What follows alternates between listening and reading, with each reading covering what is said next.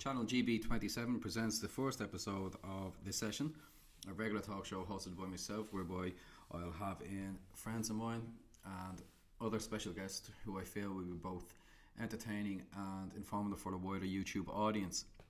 I do apologise that there's no video with the first episode. This was due to some editing issues. However, we have kept the footage and we'll post highlights in the nearby future. The first guest that I have on is a American who currently lives in Milan in Italy, and the part of the show where we're coming in is we begin to speak about bobsleigh. When's the next Winter Olympics? Gosh, I don't even know. Is it 2018? Yeah, I don't even know where it is. But do you know there's a Nigerian bobsleigh team? Is there to compete with the Jamaican bobsled team? Yeah, I swear to God. Right, I'm gonna hang on. I'll pull up here. I was reading this earlier on. I think The Nigerian bobsled team, huh? yeah. Great. Now it's for. I just quickly browse through it. I think it's just a women's team. I don't think there's a men's team. The Nigerian bobsled team. Oh, they got a GoFundMe page. No. We should donate to the Nigerian bobsled team. 3 women hope to make history as Nigeria's first bobsled team. There you go. Yeah, give us a look at this. This is about how good was Cool Runnings back in the day.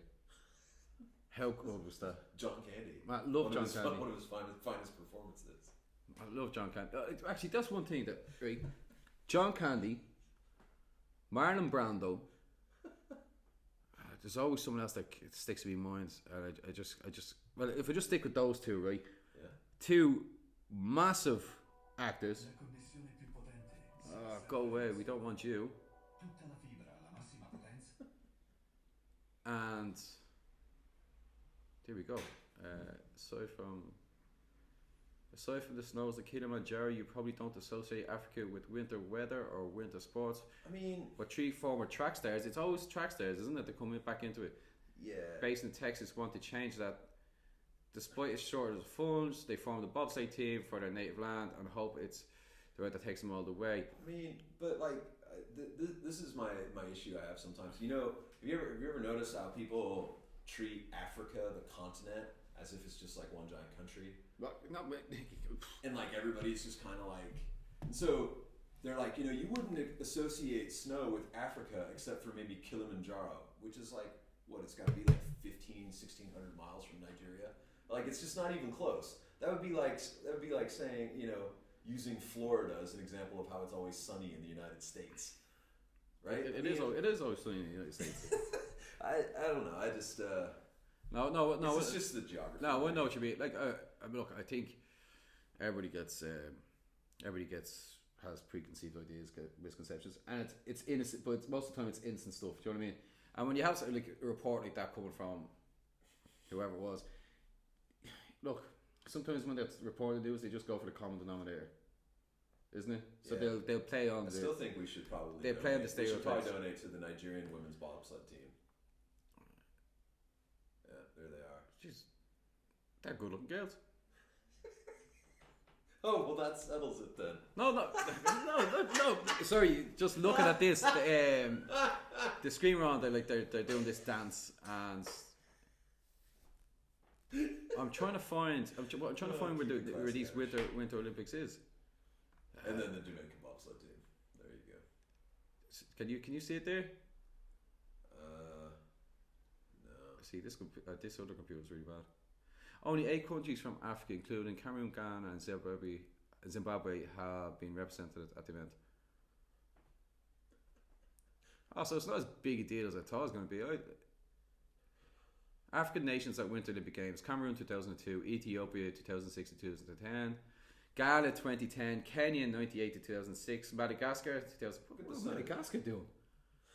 Senegal have been there quite a bit. They're all over it. Togo once and Zimbabwe once. Wow, Madagascar, what were they entering? No idea. No clue. Um, Could have been. I don't know. yeah, I still don't know where the Olympics are. We haven't been able to figure Winter that out. Olympics 2018. All this technology, we can't figure out where the Olympics I think it's Korea. Well, I'm not sure.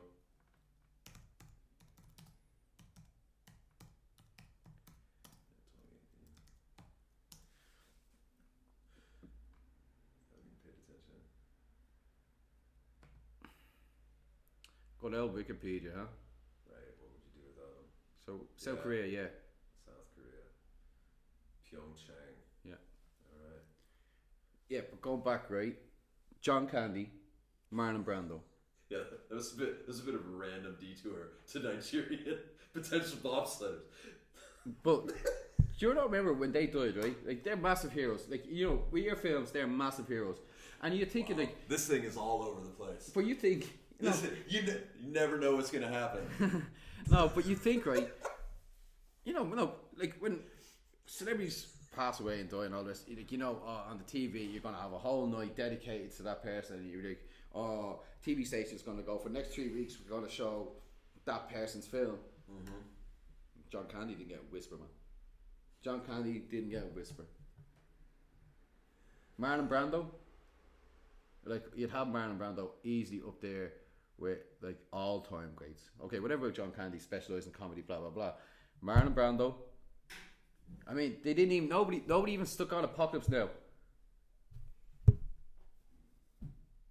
I don't know. I mean, I don't feel like Marlon Brando's passing was just like nobody even realized he was gone. I think people. But you think it's gonna be Magma? But no, you know what I think actually the issue is?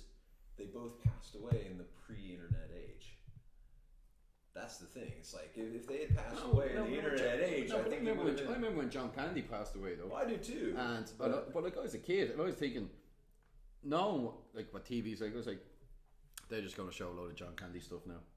Because back in the day, when somebody you knew that was famous died, because remember back in the day you only had in Ireland we only had like 3 or 4 stations to have a look at, like TV stations, and you're just gonna get mailed with it. No, because I was actually looking forward to it. I was like, yes, Trace Blades and Automobiles. Yeah. Uncle Buck. What a show. Alright. Well, anyway, that's the. Yeah, so Winter Olympics in Korea. Uncle Buck. It's almost as if this were unscripted. Yeah, it is. Do any of the medals from the last Winter Olympics count? Because of Russia with their drug What do you mean, do they count? Like, I mean... Well, obviously, for other countries they do, but not for the Russians. Well, haven't the Russians been mostly dinged for Summer Olympic stuff? I mean, I know it's both, but hasn't it been... Well, I know they're still banned from the next World Championships in England. Because it was their track team that got banned and stuff for the doping, wasn't it? There's one during in the week. They had one of their athletes, one of their gold medals rescinded again. That's just a disaster. I mean, that was the thing. Didn't they take away one of Usain Bolt's relay medals? Because one of his partners was. Yeah, I mean, and like that's my problem. I really like Usain Bolt. Like, I just really want to love. I really want to love that guy. He's one of the coolest guys ever. I mean, and what he did was amazing, and I don't even want the specter of tainting that. That's like my biggest fear, that this guy that I let my guard down. I'm like, what? Like a Lance Armstrong. Yeah, kind of. It's like, you like him so much. Don't jinx it. Touch wood. Yeah, I mean, that's my biggest fear. That something like that's going to happen. Because I just wonder, in this day and age, so many people are doing it, and we have so much technology to stay ahead of the tests, and it's so sophisticated. Like, I mean, how can you really compete and be clean? Like. And so the cynic in me says they've all got to be doping, right? And then you get this guy like Usain Bolt, who he's so likable, and he's just amazing at what he does. And you want to be like, and I don't want to be cynical about it. I just want to like it. I want to enjoy it. Like, that'd be funny, right? If that did happen, and I really I'm kind of like 99% saying he never did any of that, because I don't think he's that stupid. But he is such a role model to so many people. That would be the one time you'd say, don't tell anybody. You are going to crush so many people. No, but you would. You'd be like people have gone through so much stuff, having their idols being done on PEDs and steroids and so on and so forth. I mean, you had it with Anderson Silva in the UFC. You had it with Lance Armstrong. And Lance Armstrong was the biggest one. Well, then you had the whole baseball thing. Oh. However many people. Yeah, it's like how many, like, as a kid, it's kind of hard then for kids, like, having their own role models. Like, you're going, Oh, or then are they meant to just think, sure, my biggest heroes always end up doing steroids, so I'll end up doing the steroids anyway. Seems like, football, soccer has kind of managed to avoid a lot of like the pitfalls that baseball I've always did. noticed that there must be. It seems weird to me that if it gives you this advantage in so many other avenues, how could you not be doing it? It's not just that. It's the case that it's probably the one sport that has the most amount of competitors globally. Probably, yeah, that's true. Probably, yeah. Yeah. Probably marginally, but yeah, no, you're probably right. So you're thinking, just by the law of averages, some guy is like going in at halftime, just injecting into his toes and going, "I'll be alright." But with steroids, I know, but like you remember in the '90s though, there was a lot of work done with. Like there was drug tests done on a lot of footballers. Like you remember when Rio Ferdinand, he missed his drug test and he ended up doing a 9-month ban. I think the sanctions were a lot stronger with football straight away. Yeah, well, that was the joke in baseball, was that they didn't have sanctions for so long. Like they took this attitude, which was just like, guys, steroids is cheating, so don't do them. But we don't have any way to test whether or not you're doing it. Yeah. And then all of a sudden, you've got these super jacked guys ripping 50 thongs a year, like Brady Anderson, and then where did he go after that? I mean, it's just, I always wondered about that. Like, why would baseball open the door for this possibility where now you have to doubt everyone's performance from this entire period in the 90s? It takes away from the spectacle. It Well, really, and I think, does. Well, and that's what they talk about. They canceled a World Series in '94 or something like that because of this labor dispute and all this, and people were really soured on baseball, and they needed, I remember that. And then Mark McGwire and Sammy Sosa have their big home run chase, and it injected a lot of life back into baseball, and so a lot of people say, yeah, baseball, just let it slide. But I always it never sat well with me that they would sit there and act like millions of dollars aren't at stake, and so they would play this sort of holier than thou thing with the players who decided to do it. It's like if I have a chance to make millions of dollars depending on how many times I hit the ball out of the yard, and I know that I can take this thing that might help me do that, and that they're never going to test me for it. I mean, how do you not do that? But if you're a competitive person, I mean, look, we can all say, "Hey, I've got morals and all that," but I mean, it's not only a competitive person. Like there's some of those guys that will just.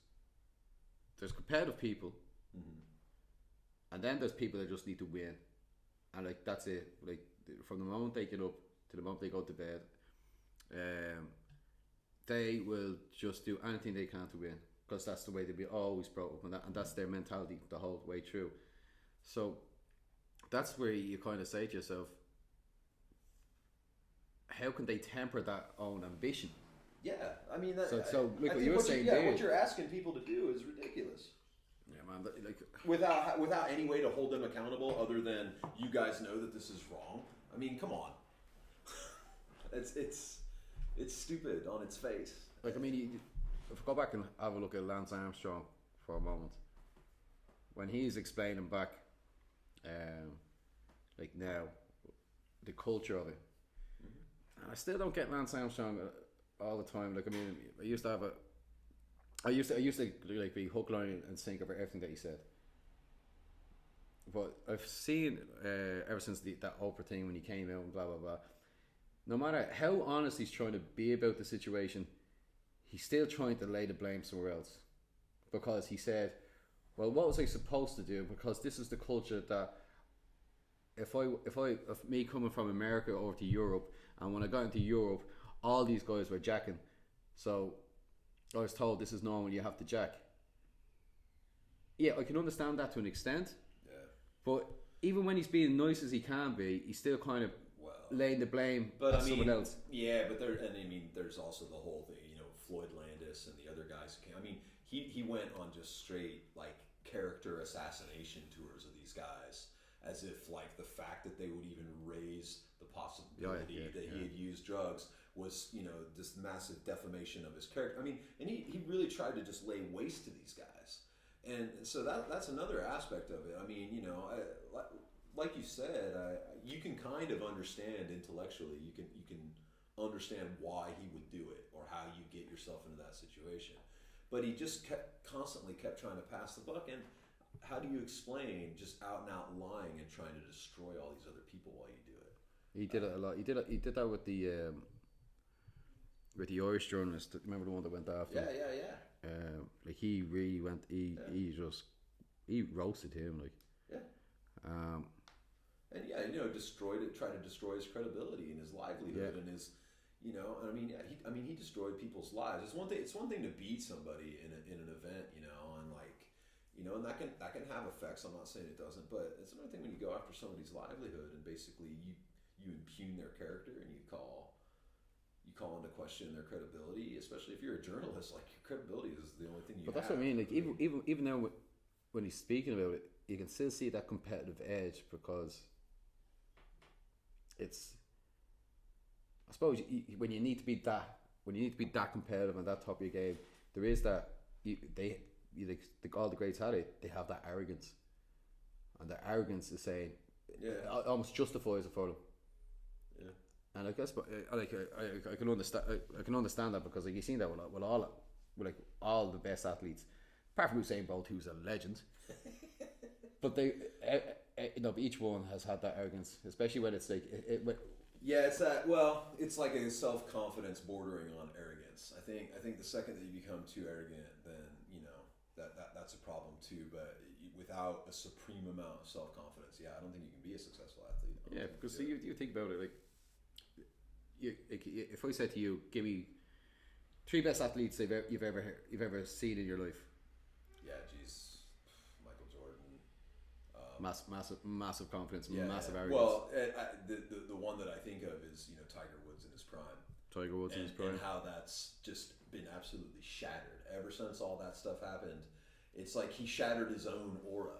It's like he bought into his aura as much as all these other people, you know, like Tiger Woods coming into like a Sunday with a lead, never lost, you know, and it's like none of the other guys thought that they could beat him, and he believed his own hype, like, you know, that like none of these guys can beat me, and he shattered his own ego.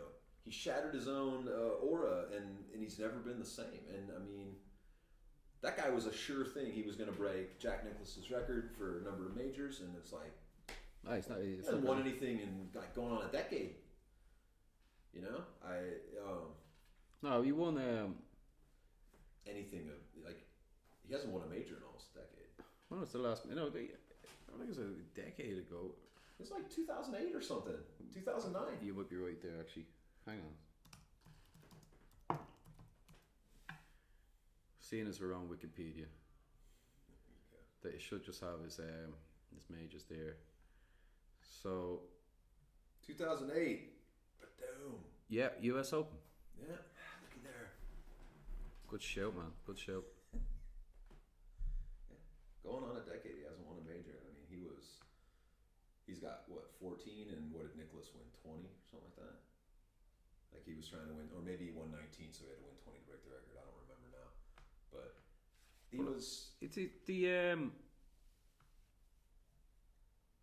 That's quite strange, though. You see that? That's a bit of a weird stat. What's that? In 2013, he was on fire, though. Like, PGA leading money winner, 2013. PGA Tour Player of the Year, 2013. So obviously, but that was that just before or just after? No. That was after the whole. Yeah, 2008, 2009 is when it happened, because it was right when I moved to Milan. It was like Thanksgiving 2009 when all that stuff happened. You know, where he crashed the SUV, and you know, I mean, granted, he's been hurt and he's dealing with injuries and things like that. But I mean, you know, it's I think the mental part of the game and your mental skills, that's the thing that's the hardest to quantify with athletes. You never understand exactly how much the mental part plays into it. You know, you can see someone get slower. You can see someone, you know, their first step isn't as quick, you know, on the football field, on the basketball court, whatever. You can't see how they mentally, you know, get tougher or don't. There you go. So he's got 18. So majors there we go. Majors for Jack Nicklaus, 18. Yeah. Man, he played. He has some span on his career as well, though. Look at that. No, he won the Masters in '63 and then won it again in '86. Wow. Yeah, no, it's insane. That's 23 years. I think he's the oldest guy to win the Masters or something like that, or the oldest guy to win a major. No, I think that was Tom Watson. Oh no, I can't remember, man. I'm not a great golf expert here. Neither am I. I don't know how we got onto this one, but I actually do want to find it's out. It's like going down the YouTube rabbit hole. No, but it is. It's like you turn around and go, wait, I think I know that. So Tom Watson. So he won him. He's won 8 majors. The last one he won was in a while ago. 1983. Well, how old is he? He's 60. He's 67. Yeah, so he won that 30. Yeah, dude, I'm serious. It's Jack I just remember. I think I just had it on a trivia game the other day. Actually, I just remember a couple of years ago. Well, I say a couple of years ago. Could have been any time, but I just remember he was going into the final round and he was very close to winning a major. So obviously he lost it. Yeah, that's true. I do remember that. Yeah, was that the British Open? Was it? Yeah, I don't know. Jeez, man, come on. But speak about when you have the athletes being that competitive. I've been fortunate enough though. Like, I mean, I played a lot of like amateur sports. I've never seen amateurs get so like into like taking drugs. Apart from like guys juicing up in the gym, I have seen 1 or 2 guys doing that, and but that's their like in the grand scheme of things. Well, the stakes are a lot lower. They're not harming anybody. They're doing it because they want to perform. The stakes are a lot lower. I don't think you can make the comparison. I mean, it's like am I gonna juice for my Sunday football league? Like, no. Am I gonna juice? There must be someone out there that does that. There probably is, but I mean, they've probably got other problems. Like, it's just when your financial livelihood is at stake. And I mean, because athletes, they've got a pretty small window. Yeah. You look at American football players, they got like no window. You look at a professional soccer player, football or basketball player. None of that stuff's guaranteed. Like even look at NFL's the worst. Yeah, but I mean, like look at a guy like Kevin Durant, say, a scoring champion, an amazing basketball player, and he breaks that foot, and he's out for like a year, and it's like parts of 2 seasons. So it's like, this is a guy who came into the league when he was like 19, 20 years old. And I mean, he looked every bit like he was going to have a 15, 20-year career even if he wanted. But you just never know. Even a guy who's that gifted, or look at Bill Walton for that matter. He comes in and Portland wins the title, and the next year they got some ridiculous record. After the first 50 games, they're, whatever that, and he breaks his foot, and he's never the same guy ever again. Yeah, carries true for a lot of sports, but I was actually talking about earlier on with a pal of mine about like some of the best sports stars that we've seen, and we ended up talking about rugby, because I don't think rugby gets as fair enough show as it probably should, because it's very much a team game. But man, there's this guy Johnny Wilkinson that was playing for England, and you're talking about a guy that got ravaged with injuries. Man, he just went through so much pain. Well, he finished on a high, man, and like that's for me. That's why I always say he's one of the for me one of the top 3 rugby players ever, because he went through so much pain to come back and finish on a high. Do you know what I mean? And then when you see that in a sports star, that's when you're kind of like, you see it more. Do you know what I mean? When you see people coming through the pain and then coming back from it. Yeah, I think I've always gravitated to the guys who I felt like I could respect, or like even like, like Usain Bolt just seems like he's such a charismatic personality that I want to like him, or then you have a guy who overcomes adversity, whether it be physical effort or whatever, and it's like you want to like him. Yeah, it's like I always like that even at this, more. Even at our age, you look at the guy and you go, like you can empathize to him to an extent. You get that passion back that you had like as a kid, like looking at MJ or whatever. But when you see people that actually have come back from the ringer, because you're older now, you're more mature, and you're like, he must have went through so much stuff just to get just to walk back on that pitch. That's when you kind of turn around. No, it makes me.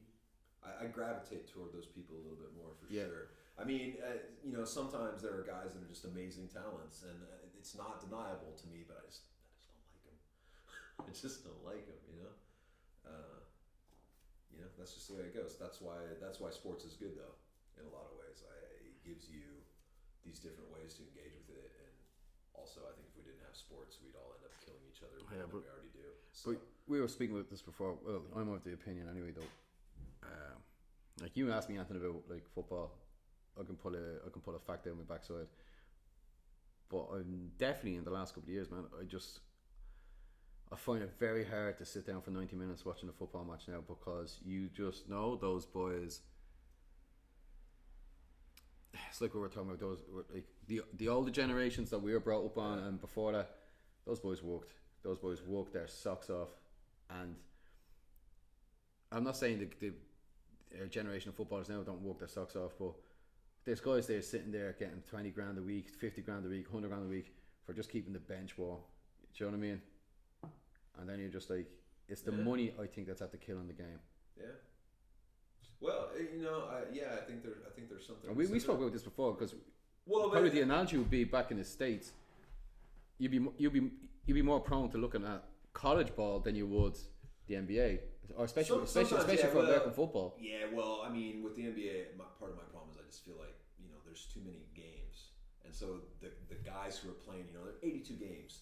How do those guys get up for every game? I mean, how do you get yourself physically, emotionally, psychologically amped? So you give me the NBA playoffs when that stuff starts to matter. You give me games at the very beginning of the season when they're trying to feel stuff out, and then you give me these mid-season sort of intersectional matchups, like, oh hey, Golden State's playing Cleveland. It's a rematch of last year's finals. They're only going to play twice all year. Give me those games, but the midweek Milwaukee versus Atlanta, it's just and I don't blame those guys. That's a ton of games. It's a ton of games. So I prefer college basketball for the simple fact that they play half as many games, less than half as many games. Well, and so and it's all the games are way more important because they affect your ranking. They affect if you're going to make it into the tournament or not. You can and then you have these rivalry games. Like last night was Duke North Carolina. It's just one of the classic basketball rivalries. And even if one of those teams is terrible, even if they're both terrible, that game is going to be super intense with a massive atmosphere. But there must be a link between trying to saturate viewership of a sport and just taking money out of people's pockets. Because when you go back to football, for example, let's just say English football. Yeah. And people be saying for years, they have the League Cup, they have the FA Cup. The FA Cup is getting strangled now because it was used to be seen as the best cup competition in the world.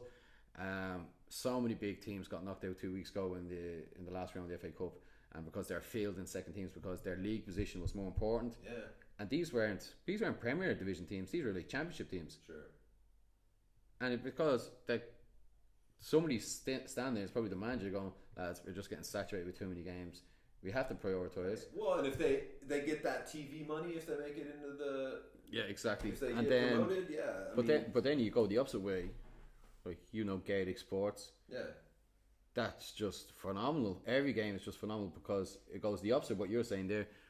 You don't get that many games. Yeah. Well, and they've got a personal investment too. The thing about the Gaelic sports, it's like you're always representing your home. Yeah, and and that's the thing about college too. I think the fans get more into it because people that don't have a professional sport, they feel like it's representing their home. Yeah.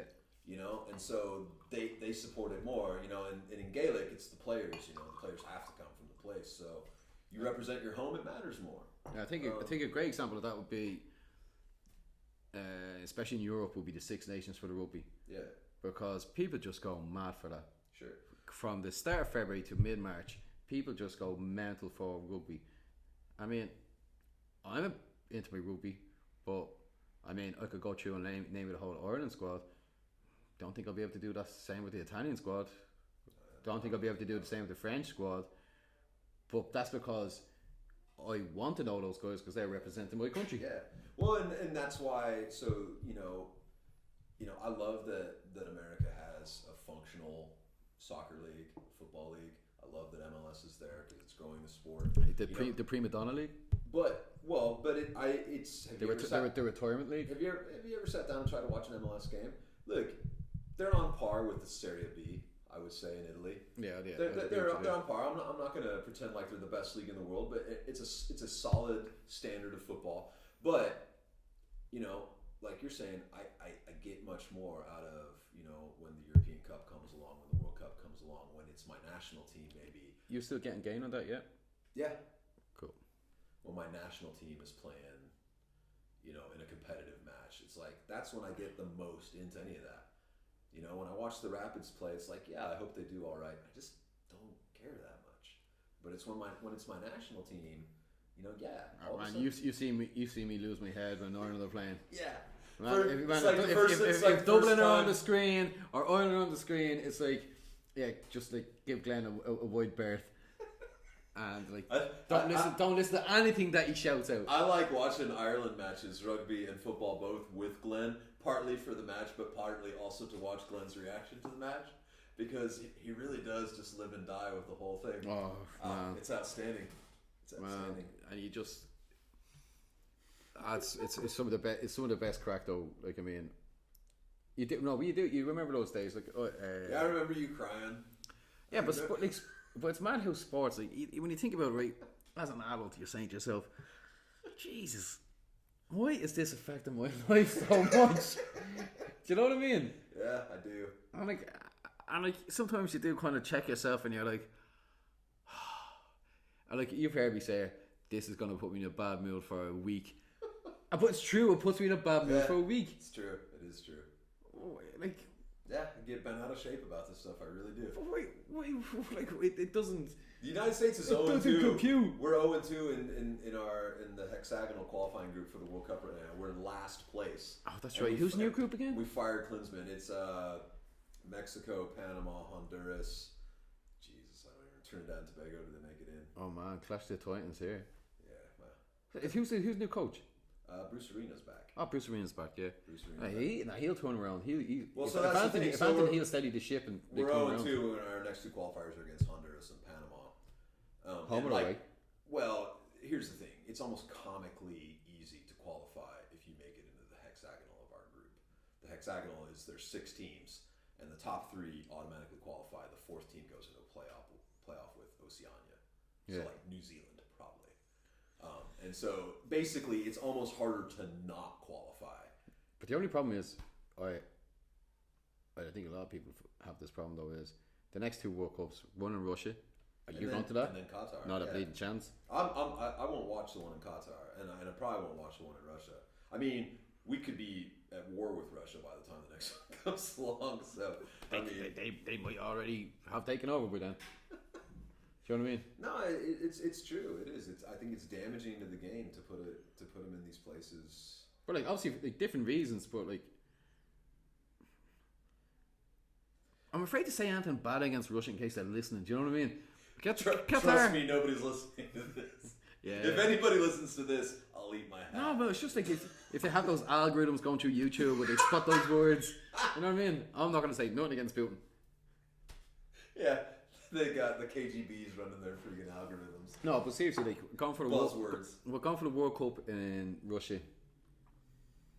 Nah, it's just like. Well, and it's hard getting in there anyway.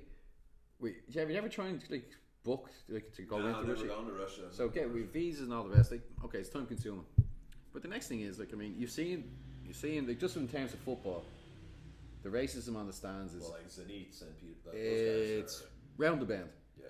And then when you look at the documentaries and on TV and all this, and it's definitely a cultural thing. These guys are just going, we're not racist, we're Russian, and we're like they're wired differently. Well, I don't know, man. I mean, don't you think that that's what's happening? I mean, in all of Europe, this nationalism stuff. They're like, no, it's not we're not racism. It's pro insert name of country here. Anyway, so the racism. Yeah. And then the other one is, at what stage are you, like, so you're basically saying Russia are always drugging all their sports people. You think there'd be like a sanction that's actually saying, look, guys, actually, no, tough. You really have a bad reputation. You just can't have it, not a chance. But then you go to Qatar, man. Like that's just. Well, it's just patently absurd. I mean, how many cities are there in Qatar? There's no place to even do it. And like, look, like football culture comes from. I know football culture is global. Don't beat around the bush. It comes from this. Yeah, but that's it. The South Americans will have a beer. No, but the South Americans will know they're going to have a beer, or they definitely South Americans know how to enjoy themselves, right? I would say. Right. I would say. The African guys, absolutely the same. I mean, the Asians. The problem like is the Far East will do. To be fair, the problem is really the Europeans. What are we going to do with the Europeans? But that's it. But the Europeans, like you think about it, right? Historically, and also like but definitely. Yeah. Definitely with the money. All the money comes from Europe. Well, not all the money, but I'd say if you went on a per capita, all the money's come from Europe. With all the sponsorship, and then people are going to go there, and you're going to be told, I don't know what, but that's the problem. People aren't even being given information. They don't know what they can and can't do in Qatar. The other thing is, and I still don't get this. The competition is happening just before Christmas. Yeah, they had to change it to winter because who wants to be in Qatar during but the summer? Who's gonna get time off of that? Well, no, it works out great for the United States because our schedule is different than anybody else's because we won't put MLS up against American football. But this is exactly the thing. It's like this didn't occur to people when they voted on allowing Qatar to have the World Cup. Like it'd be like this, right? Let's say typical German family, right? Out of the boys, middle of Munich, and they're saying to themselves, right, what we'll always try and go to the World Cup and follow our national side because we always do well and it's a really good thing to do. Yeah. And then this year, and they always say to themselves, well, it's really good because what you get to do, two big things. That's what most families do. They plan for two big things in 1 year: Christmas and then a big summer holiday. Right. Yeah, well, and the World Cup is this special. And then, what they're doing is they're sticking one massive expense right next to the for a family is the biggest expense per year. No, it's patently stupid. That's what we're saying. But that's like you're telling me this didn't occur to people that holding a tournament in July in one of the hottest places in the world might not have been a good idea. Nobody clued these guys in before they vote. Now, before you vote about who we should give the World Cup to, please consider the fact that one of these places don't consider the fans, man. Don't consider the fans. No, I'm not. But this is what I mean. It's all about money, and don't consider the fact that they don't have any stadiums. They don't have any infrastructure. They've got Doha, one city basically, and they're going to build stadiums all around Doha, more or less. I'm gonna look and then they're going to try and tear them all down afterwards. Yeah. I mean, it is. Did I read they're going to move the stadiums, like sell the stadiums to different countries or something? Yeah. They're supposed to be. I mean, so the original idea was, right, when they brought this up, hey guys, July in Qatar is really hot. They said, well, we'll air condition the stadiums. That was, they got more money than sense. We'll air condition the stadiums. Well, yeah, but what about all the people like trying to get to the games who have to be outside? And now they're just like, let's look at that. July, 42 degrees is the average high. That's 108 Fahrenheit. That's the average high. Well, I'm not being funny. December's hot enough. 77 and 25. Like, no, it's true. And now, no, it gets even more ridiculous. Now it's just like all of a sudden it's occurred to everyone like, oh, we don't have enough hotel space for all the people that will come. They want to build tent cities to keep people. Not only that, right? Just from environmentalist point of view, for 2 decades, Qatar has had the highest per capita carbon dioxide emissions in the world. What? Nobody lives there. I know it's well. I mean, and then we haven't even talked about all the people that are going to die building the stadiums. Like, I don't even want to try to appear like I'm making light of that. But I mean, we're talking about 4,000 or 5,000 people are going to die because of the working conditions there, like on forced labor programs. Basically, you have people that come from Nepal and from the Philippines, and they I've come heard these over stories. with the promise of a job, and they have to Yeah. turn their passport over to their employer, Yeah. and their employer holds it and won't let them out of the country. When the Nepali earthquake happened, what was that, 2 or 3 years ago? They weren't releasing people to go home and like go to funerals or make sure their family was okay. I mean, it's a humanitarian and an environmental disaster, and that's before we even get to like the actual playing the games part of it, which is a joke because of the weather. I mean, this thing is a debacle. It's an absolute debacle. Yeah, human rights, Sharia law. Thanks Wikipedia. Like, I mean, I don't know. What, you're worried about Russian algorithms, but not Qatari ones? Like, No. Because if the Qataris just listen to this, they'd be like, it's just the boys having a bit of a laugh, leaving big. you reckon? Yeah. I don't know about that. All right.